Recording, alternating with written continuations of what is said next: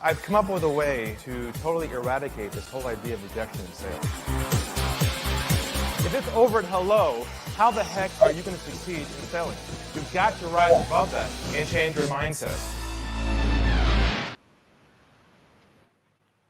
Hi, everybody. Welcome to the Stump The Guru show. We're back again for another episode. Lots of you folks are listening from around the world. Some of you are live right now.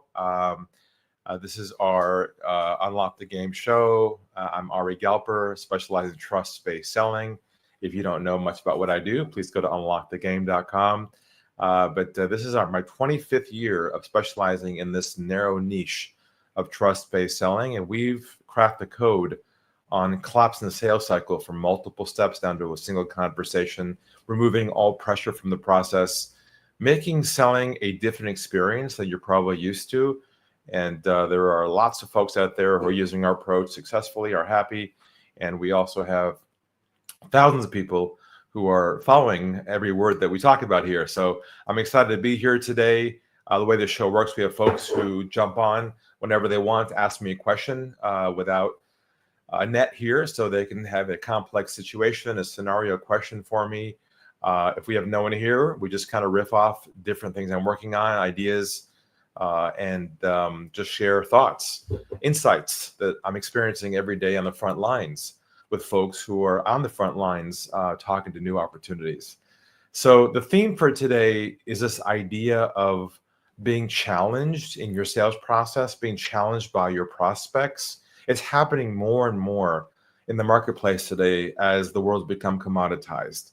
As you probably know, you're probably seeing the fragmentation. You're seeing the kinds of folks that are coming your way from your advertising, your marketing, and in many cases, you're probably being shopped. They're shopping you against somebody else. They think you're a commodity.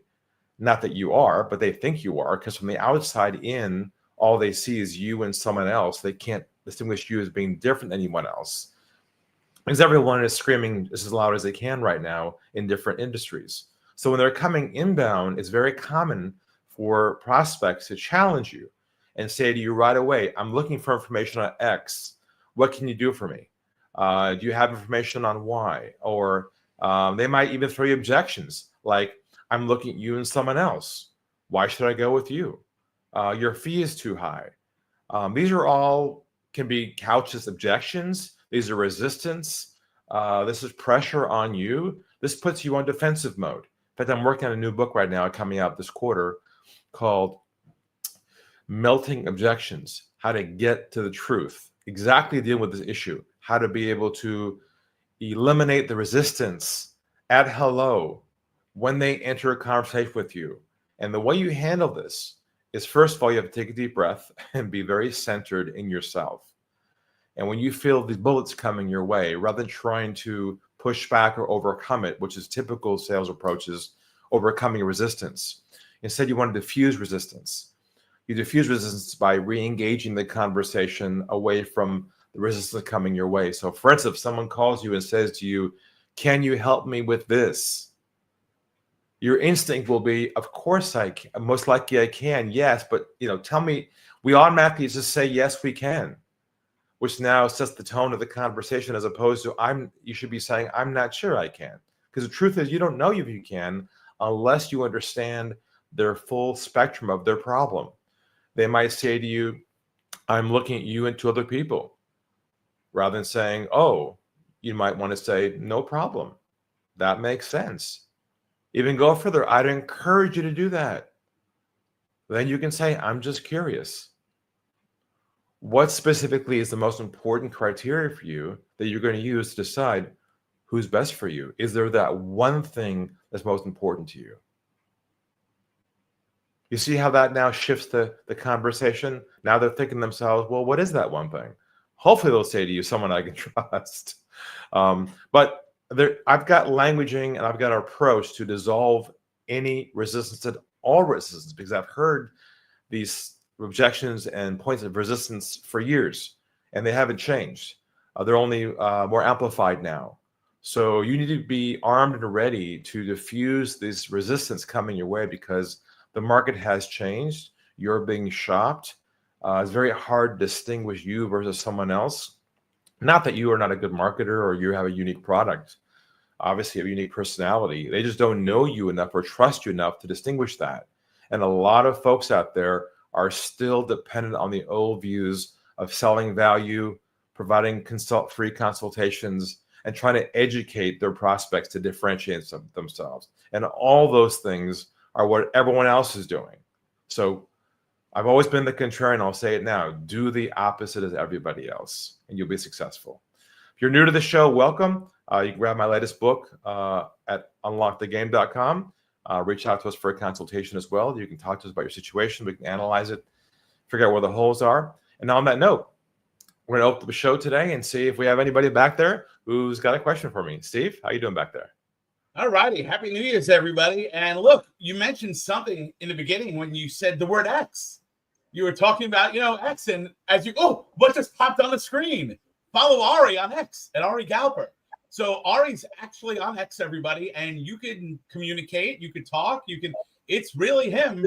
There's going to be, of course, the corporate posting as you would have, but Ari's there live in a Memorex, so by all means, go harass him. I welcome you all to drive him crazy on X. I promise you I will. But we'll take that off, and let's bring Fred Dent on. Fred, what is happening, my friend? It's been a while. Happy New Year's. Hey, Steve. Hello, Ari. Glad to be on this call. Ari, as you know. Oh, I turned the wrong one. Can you hear me now? Yeah, all good, Fred. Happy New Year, guys. Ari, as you know, I'm a big fan of yours, and I have a special section in my home on my bookshelf. It's about that wide with all of your books. And the question that I'm going to ask you today is probably somewhere in the book, but it's the one that's on my mind that has stumped me. Sure. Once, in using your methodology, once I have somebody and I'm in front of them or on that initial perspective call, the iceberg method is amazing. And some of your suggestions really help a lot. My problem is the best people who come to me are referred through either centers of influence, meaning CPAs and or attorneys, or existing clients. And specifically with centers of influence, what I find is when I form a connection with a center of influence, what they really want, say it's a CPA, they want me to refer my clients to them. They're looking to me to refer to them. They don't really have a lot of clients to refer to me because everybody already seems to have a financial advisor. And I'm just wondering if you have any keys or tips or whatever to help cultivate centers of influence, get referrals from not only them, but also existing clients. The minute someone says to you, what can you do for me? If I do something for you, that means there's something missing in that relationship. There is a sense of trust that isn't quite there yet for them to say, oh, you can help me with my clients? That's great. So I'm not sure how you're approaching them right now. Can you kind of, I'm curious what's creating that reaction. How do you approach them now? What's your process for that? Well, I've tried many different approaches, and frankly, I kind of gave up on it. But I'd like to start cultivating it again. And And so in the past, it's tell me what the problems are that your clients face. What's the biggest, doing the inquiry around that, assisting, helping them solve their clients' problems. Okay, I have an idea for you, Fred, that I think will kind of plug up this little hole here. Step one, you mail them a copy of your book. To establish immediately you're the author and an expert and thought leader on your topic. Then from there, you arrange a conversation. In that conversation, it's not about referring each other's clients or getting into his pond. It's more about if he resonates with your message, would he be open to you doing an educational piece, a webinar, a presentation to his clients as a value add to help them have clarity on what you do? Would he be open to that? That's a great idea. It's like an interim step. You're not saying, hey, let's work together. It's like, are you kidding me? I don't even know you. But if you can present him yourself as an expert, trusted authority on a subtopic he can't really talk about, and you're going to offer him an educational series for his clients, that's like a whole new way of him thinking about adding value to his client base to retain them. That's what I'm thinking for you, Fred. Thank you. That's it's so obvious what you said, because after all, I did write a book. I just hadn't thought about how I would bring it to COIs and then using the webinar or educational series. Thank you. Look, no one these days is getting a book in the mail anymore, unless they've ordered it on Amazon. There's usually digital. But to actually send someone, if someone every once in a while, actually one guy sent me a book in the mail out of nowhere. I'm like, wow, a book? And I felt kind of like touched it. I go, this guy must be good. It's such a new experience these days because no one else is doing it. I think that could be your breakthrough approach. Should I call them and let them know I'm sending the book, or just send it unsolicited? Send it cold with a letter that says, "Hi, John. Hope you are well. A little introduction. I thought you might find this interesting. We have a different perspective on how we work with folks. It's not traditional, it's contrarian. And I wanted to share this book with you to see if you might resonate with it. And if so, maybe we can have a brief chat about the topic." Great. Thank you. Maybe try LinkedIn to reach out to them. So that I think is your wedge of how to start the process with them and then go from there, Fred. Okay. Thanks, Ari. All right. Take care. Excellent. So we are back to Stump the Guru show. We have all kinds of interesting questions that we had on the show, things that you wouldn't have thought about, problems that people can't solve on their own. And we're always trying to find a different approach to how people think about how to solve these problems. And my brain's always been wired as the contrarian. I've always challenged the normal construct of how people solve problems. And I always take a trust-based premise behind it to make sure when you're entering a dialogue with someone, it's based on you adding your authenticity to it, not a selling activity, which I want to talk to you about today, actually, about a topic of mine. But anyone else out there before I go on that topic? Steve? I've got Sam on. I can bring in Sam. Please do. Hey, Sam, how you been, buddy? Hey, Steve. I'm well, thank you. Happy New Year Happy to New you. Year. Happy New Year. It's the first time we've seen each other. I will look. You're an old timer. You know what's going on. So by all means, I'll let you rock and roll. And thank you very much. Yeah, good to see you, Ari. Yeah. Look, I just thought, first of all, I'm glad you're here, Sam. I want to introduce you to everyone who's listening and watching. We have a lot of clients here, a lot of prospects. Sam's been on quite a bit. He's been following me for, 10, 20 years now. And he's one of our senior coaches. He has his own consulting business. And he's at the point now where he's got so good at what we do. We brought him in as one of our partners to help our clients grow their businesses. And we've kind of added a new piece of the show now where it's kind of the Sam and Ari Riff show, where after the questions that we get from people from the audience, Sam and I are going to just talk about what's going on in our minds right now, what we're seeing on the ground in conversations with folks trying to close large opportunities, talk about how trust impacts society, relationships, really take the concept of trust to a larger level, giving us permission to kind of just brainstorm and riff off different topics that he and I see throughout the week that we experience. We've had some interesting questions coming inbound to us, asking us to expand the show to really get deeper into our thinking right here, because a lot of success is based on how you think.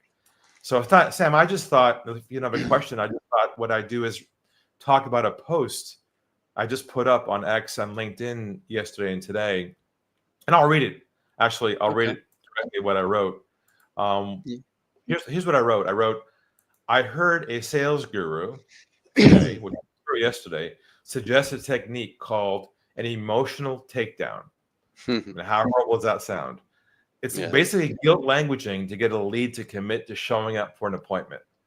Because one of his prospects or someone on this call asked him this question, how do I make sure that my leads show up for my calls? And he suggested doing this takedown approach where you basically use this phrase to make them feel slightly guilty or committed to showing up. And I heard this, and the rest of my post says, do we really need to be manipulating people in 2025? Or can we just build trust with these people before they show up? What do you think? That's my post. I'm getting people right now who are commenting and liking that. But, when I heard that, Sam, the audience he was speaking to, I was recording, were like, oh, that's a great idea. I can use that technique to show up, And when I hear that, it takes you back to the 80s and 90s where people are still seeing selling as a technical approach where you use techniques to get a result. And I find that so distasteful in this modern day age where we're trying to build a trust with people and relationships, but we're still wired to use techniques to get people's behavior to change. What are your thoughts on this? Look, it's amazing, Ari. I mean, to go one step further, what you're saying is, I see it a lot too, but here's a couple of crazy things I'm noticing in addition to what you're saying, is that Sure. not only do some of these other people provide those sort of techniques, manipulation, but the general public is a lot more switched on to it these days. That they can see it coming, and a lot of the things that we've been trained in the 80s, tie downs, all these different sales techniques, people are switched on. They know it. It's like the whole rapport thing. They know, hey, you're just trying to butter me up, right? They get it.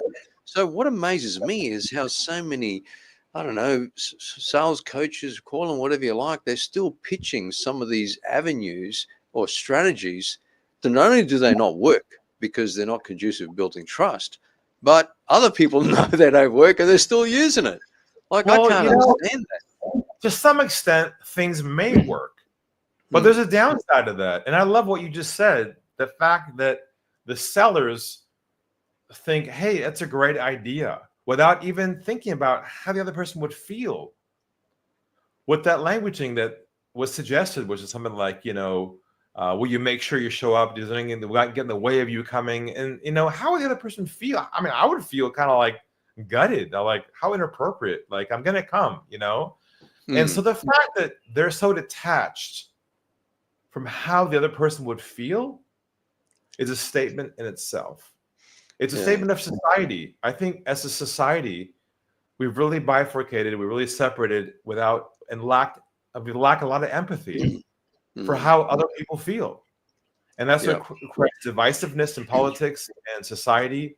And I think this divisiveness is what we have to heal. We got to bring back into what we do. And that all comes through communication. The whole world operates off of communication, business, social media. But no one needs to guess at what the communication we're seeing out there right now. And this is a small fragmented example of what's being taught to people on how to communicate to potentially new clients. Yeah. So I find it quite not shocking, but sort of like, wow, nothing's changed for years. Yeah. And our mission is even more pointed to make sure people learn how to communicate with trust. Yeah, absolutely. And look, I feel sorry for people that are fairly new into sales or have been in the career for a while and they want to up their game. And they think, how can I do it better? They're not aware of some of the things we teach. So they resort to some of the traditional things that are written in, a lot of the 80s, 90s models. And I feel sorry for those people because that's how I was before I came into your world. And in my heart, I knew those strategies just didn't work. I mean, they work occasionally, as you said. I mean, obviously something's going to work all the time, but I just never agreed with it. It wasn't ingrained with who I was. And back then I was in an industry that was very low trust. So I had a double whammy. So the thing was, like if you don't agree with it and you cringe because you've got to apply those strategies, that's even a greater impact for someone as a seller.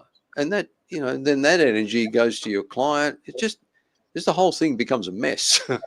See, the thing is, selling as we know it is essentially a dysfunctional relationship. Yeah, that's it. Dysfunctional. It's artificial. It's detached from connecting. And so I think what's happening is a lot of business owners now, advisors and entrepreneurs are saying to themselves, I've got to get better at selling. Yeah. I've got to get some sales training. And my whole contention is no, stop selling. Don't get sales training. It's the wrong prescription to solve the problem. Instead, get coaching and training on how to build trust effectively with people who don't know you yet. Learn how to connect with people with a framework and languaging where they can feel comfortable working with you. In fact, it'd be even worse to get sales training and worse to start to use techniques like these that only would feel for you uncomfortable and not align with your values. Yeah. So there are some people who are comfortable and detached. This gentleman who talked about this is detached in many ways, and he was okay with the technical part of the process to treat people that way. But I just don't think that's right. I think that it only adds fuel to the fire that we're trying to put out. Yeah, absolutely. And look, I'm sure there's people like me that genuinely want to help people. They love sales. They know it's a good opportunity to make good money, but at the same time, help a lot of people, add really serious value, solve problems, put them to a better place by virtue of what you sell. So you don't. The last thing you want to do is to have that as a profession and be having that cringe sort of feeling. So when I came across your work, it was such a relief. I thought, finally, I can actually do what I want to do without all the games, without all the manipulation, without all the trickery. I can just be myself. And it was such a relief to be a human conversation. And you're right. It's all about, just developing trust. And, you want to, the difficulty is that I knew what I wanted to tell people. And I wanted to basically say, look, I don't care whether you buy or not. I just want to be able to help you. But I wasn't getting the words across. I was just had all that other manipulation stuff going in my head of the past. And often it didn't work. And so, look, I personally cannot emphasize the importance of the genuineness and, just knowing that this is the normal, efficient human way to do something. And it just gets results. And I'm okay these days if people don't want to, if I'm not a fit or not, no big deal. Great. Have a nice day. But if I can help you, then, I want to understand a lot more about what's going on. The way I look at our mission is to humanize this dysfunctional process. Yeah. Because if we can do that, Sam, and bridge that gap, we're talking about billions of dollars of transactions that could occur to help society and help people solve problems by removing the element that causes the distrust and the lack of commitment, which is the process we've been taught itself. Yeah. I'm talking about going to the heart of this thing, taking an arrow and throwing it right at it and saying, okay, how we've been taught about selling is all wrong. We have got to be able to shift our thinking to a problem-centric approach, not a solution-centric approach. But I think what you said there is important. A lot of us have our heart in the right place. We want to help salespeople, but what happens is the words come out and the angst of getting it right gets all messy with us. And then we just work harder to get better, and it comes almost this conflict with us and the other person. And then they can feel a mile away that you're not authentic. You're not being who you really are. And I think authenticity is the one word missing in our society right now that we need more than ever between two people being willing to tell the truth to each other and be open to discussing how to help each other. This goes back to my story 25 years ago when I had that conference call. Remember that call when I listened in and they lied to me and didn't tell me the truth?